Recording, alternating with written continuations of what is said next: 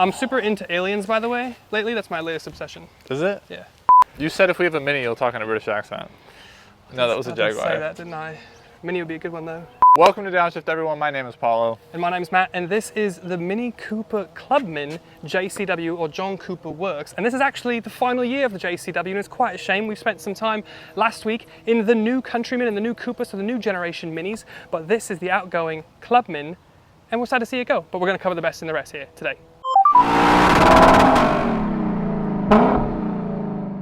The first thing we'll talk about is price. Now, this Clubman JCW starts at about, what, £42,000, $42,400, just round about. As tested, we're just over $50,000. And I would kind of compare this closest thing, apples to apples, to maybe a Golf R. So it's about $45,400. So this is going to be less expensive than a Golf R. Now, it's not quite the same performance as a Golf R, but how does it relate to something like a GTI then? $32,000, but it has half the character as this, I would say. Right, and I think that is really what stands out to me, is this has loads and buckets of character versus the very somber VW products. And then behind the wheel is generally pretty good. We'll talk about it more on the pro side of the video, but there's just a couple little things that stand out to me that I have to put as a bit of a con. Now, this is a front wheel drive based chassis, it's a front wheel drive based all wheel drive system, it's not doing torque vectoring, so that in tandem with the strut front does mean it has a tendency to understeer or push at the limit on corner entry. Now, generally speaking, if you're not driving right at that 10 tenths or 9 tenths, it handles really well. It really does. Again, we'll talk about that more later. But the other place that I kind of have to ding it is the transmission, the 8-speed here.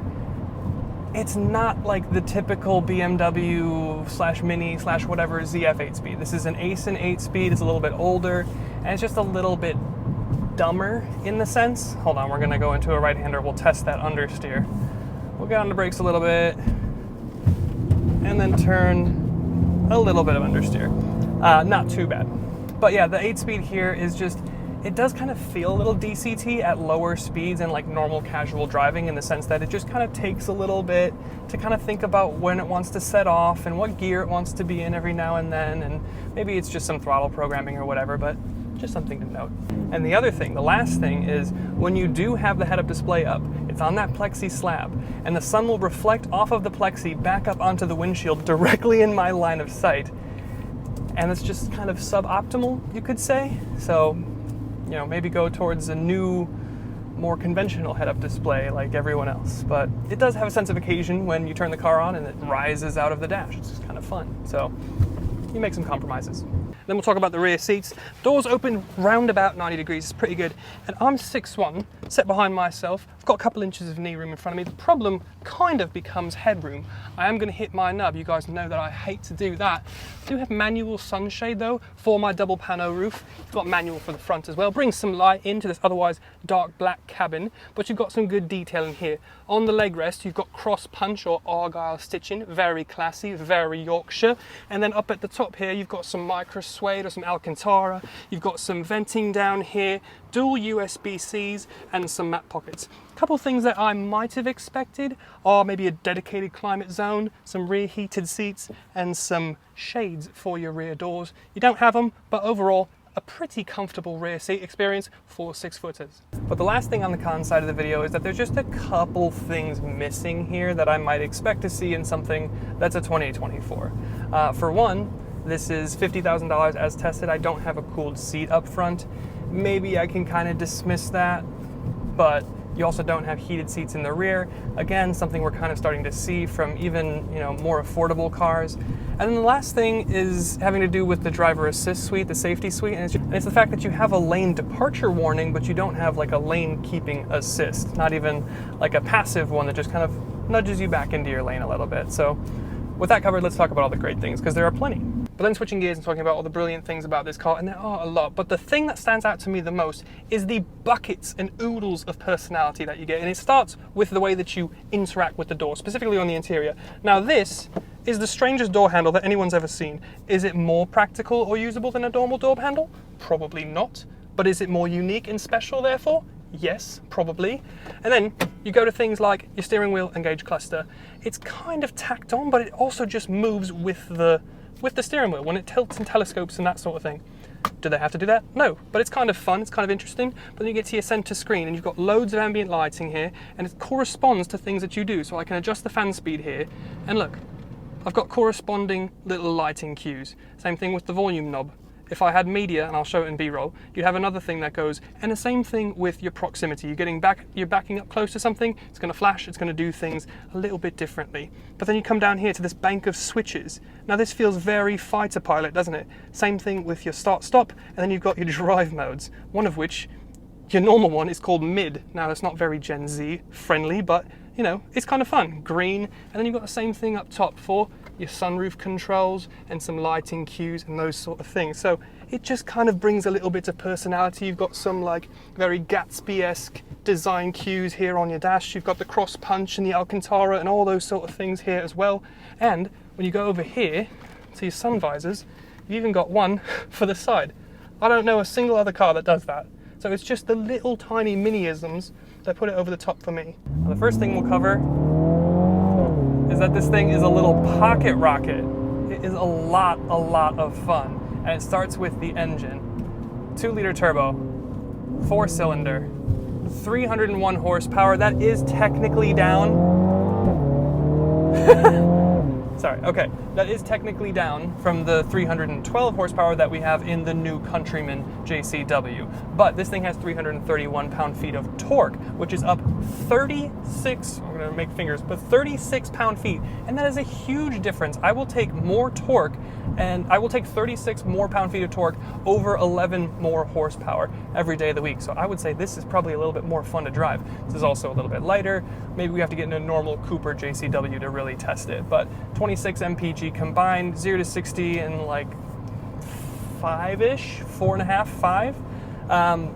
But it's just really fun. I mean, the 8-speed, while it's kind of clumsy and a little bit slow and weird and laggy at lower speeds, when you're really on it, it's really fun. The drama all comes from the shift. On upshift, you get the little buck, and then it makes a fun little noise. It's just fun. You've got all 4 all-wheel drives, so it's practical year-round, and you can kind of push it a little bit more than maybe you would in a rear-wheel drive car.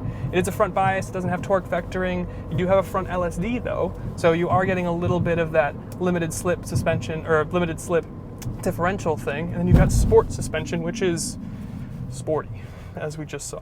And in tandem with the interior styling, you also get a load of character and classic mini-isms on the exterior styling of the vehicle. Now, I don't remember what this color is called, but it is brilliant. It looks fantastic, especially in midday sunlight. We do have blacked out mini badges up front, but we do have the iconic circular headlights, and these go away for the new Countryman and the new Cooper for the 2025s. And I know you've got thoughts about it, so let's hear it. I just think it's a shame. I mean, it is a shame. This is iconic circle. I know. And when you lift the hood up, sorry, the bonnet, you get these that stay here. Yeah. So you've got the little clamshell type thing. But anyway, you do get the red line and the JCW in the grille. It's a very GTI of them. It's a little bit cheeky, but I do think it looks good. And you've got some more aggressive front splittering action here. And a little bit of a little hood bulge because, you know, it's basically Mini's version of an M car. So that makes sense. Around the side, it's got 19-inch wheels wrapped in Bridgestone Potenzas. I think these are 245s, which I'm probably wrong about. Where the hell is it? No, they're 235s, but they are 19-inch wheels. Red John Cooper Works brakes. I do like the look. It's very classic, but you do have kind of the black, scratchy plastic for your wheel arches. You've got John Cooper Works here in your side indicator, all 4 functional aero, and then white wing caps. Black A-pillar. And then one of the strangest things that you've never seen, but once you see it, you can't unsee it, this chrome band goes all the way 360 degrees around the car. But then one of my favorite things, and something that you didn't even notice right away, is the multi-tone roof. This is a paid extra, but it starts white, gradients into this beautiful speckled silver, gray, and then black back here. But the profile, generally pretty wagon shaped. That's kind of the Clubman's whole thing. You've got the Cooper, 2-door, small, compact. Clubman, 4-door, wagonish. And then the Countryman is a little bit higher riding, higher ceiling, conventional SUV. Come around the back here, we'll take a look. Because you do have the Union Jack tail lights. That's part of your iconic package, which is like $6,000 something. John Cooper Works, Clubman in all black, dual windscreen wipers, and then dual active exhaust with a bit of a diffuser. I don't know what I was going to say then, but what do you think of the look? No, I really like it. I like the fridge door handles on the rear and the circular lights on the front. It's a shame that they're going away from it in 2025. I actually think I prefer this styling over the new generation, but that's just my personal opinion. And I love the roof. I completely agree. It is, how can you not love that? It's another thing that's just different. Yeah. It's unique. I've never seen it on any other car. It's classic Mini, and therefore it's brilliant. Another thing I really like, and we just touched on it, is the boot. You've got the French doors. Be careful how you open them up. It's always right hand first and then left hand. Now with the rear seats up, you're looking about 17.5 cubic feet of space. That's about the same that you would get in the Toyota Corolla. When you fold the seats down, boot space is then about 50 cubic feet, which is proper good. You do get some netted bins back here in classic BMW or Mini fashion. You've got some cubby down here with some additional storage, and not to be outdone, got a little bit of cubby right in here and over in here. So loads of utility, loads of practicality in your Clubman, with some of the coolest doors you've ever seen. One of the last things we'll cover is some of the technology suite that you get here. We touched on a couple things earlier, but it's good to kind of round things out. Now you do get the plexi slab for your head-up display. Shows you loads of information, your speed, your adaptive cruise, that sort of thing. It's very nice. I do like the kind of theatre that you get as it rises out of the dash to greet you. It does sometimes cast a little bit of a shadow right on your line of sight, but it's fine, we move past it. And here, unlike in the new Countryman, you do have a digital instrument cluster. Again, it moves with the screen. You can kind of see in certain lights that it is 3 indistinct screens rather than one large screen working in tandem, but it works pretty well. It gives you enough information, doesn't really change a whole lot, but it's pretty good. Then you come into your center display here. It's of course running BMW's iDrive software, but skinned for the Mini. That's why you've got a little iDrive controller down here. Look how snappy that is. That's proper quick. But you do have onboard navigation. You do have wireless Apple CarPlay, which is brilliant for people like us with iPhones, but if you've got an Android phone, you can kind of pound sand because, well, you're not going to get Android Auto in here. You'll have to wait for the new 2025s. You have to go to the Countryman or the new Cooper for that. But you do get a reverse camera. You don't get 360 camera. You will get 360 camera in the new 2025 Countryman, as we saw. But overall, your safety suite, it's adaptive cruise. There's no actual like active lane keep assist. You've got lane departure warning, but your technology suite is pretty decent. Did you have anything to add on the technology? For new 2025, this whole screen is basically circular, which is pretty cool. Yeah, so rather than having this bezel up here and down here, the whole circle is screen in the new 2025s. And then you lose that digital dash, so then you only have the heads-up only. Well, not only, but yeah, you have the heads-up display, and then your center console display. And I believe, if I remember correctly, your new head-up display is still Plexi. Mm-hmm. So they've stuck with the iconic Plexi Mini thing. But I think with that, it's a good time to go for a bit of a spin, isn't it? I forgot I have to be in character. Oh yes. It's the shift, mate. You're saying it's the upshift? It's the upshift, yeah, it's that thunk. Ooh, that was a new one. Alrighty then. Hello. Yeah. No, that's good stuff. The thing that I like about this car, these Minis, the more I spend time in them, the more they speak to me, because maybe they're not the fastest or the most dynamic, but they bring character. They bring a little bit of weirdness, a little bit of quirk, a little bit of theatre, and I just like that. It just makes it feel more special than like anything else. Yeah. What did you like? Did anything stand out to you in this week? Yeah, well, I mean, I like the quirkiness. I think I texted you and I said, it's like if BMW's parents let them be creative. Yes, and, yes, I like that. That was good. I think that's a good representation of like what the Mini characteristics really are. But no, it was really great. I guess I was pleasantly surprised how much room there is in here, considering the external dimensions. Like, it feels pretty roomy. I mean, especially in the front seats, I'd say for both of us. Like, I am so surprised, honestly. Yeah, they have maximized it well. Yeah. I think that this engine is really peppy, and it sounds really good for a 4-cylinder. Yes. Was also impressed with that. I know I asked you right before this, I said, what are some better sounding 4-cylinders? And you were able to hit me right away with some. Well, it's just because we were talking about the Elantra end. Yeah. But yeah, I think you come to a short list, and then you come to the competitors that are in this segment per se, and it's like, it's kind of an in-between thing, because I'm most likening it to a Golf R. Yeah. But it's not quite as sharp, it's not got the kind of torque vectored, rear biased all-wheel drive of the Golf R. It's not a Type R competitor, that's much more buttoned down. It's not really a GR Corolla competitor because it has a much nicer interior, but like, so it doesn't really compete with these things, but it does at the same time. So it's really kind of hard to say like, what would you have in this segment, and like, I always come back to the question of like, why are these JCWs not spoken about when the new GR Corolla comes out, when the new Type R comes out, when the new Golf R comes out? Like, these are never mentioned, and I think that that's a disservice to these cars because they are proper fun. They are just fun. Yeah, they are fun, but I think how we talked about, like, you can instantly tell that it's front wheel bias, especially when you're doing some cornering. There's a bit of understeer. Yeah, there's heaps of understeer at the limit. Like if someone that's, I doubt, I mean, maybe you're cross-shopping this and a Corolla GR, but I would just have to imagine that the person looking at a Corolla GR is also just looking at a Corolla GR. Could be.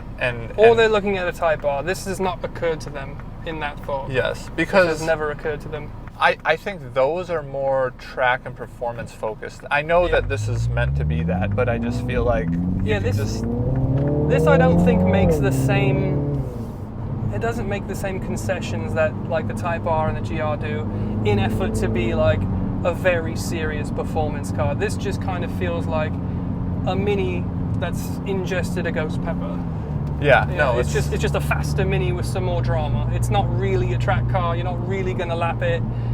It's just kind of fun. Yeah, fun, peppy, and has some personality to it. So I guess in the segment then, between Golf R, Type R, GR Corolla, this, if you're going to put this in there, what would you have?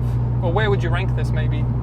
Yeah, I would definitely get this before, and my reasonings are pretty lame, but like I would get this before a Type R, mainly because I just can't stand the red interior.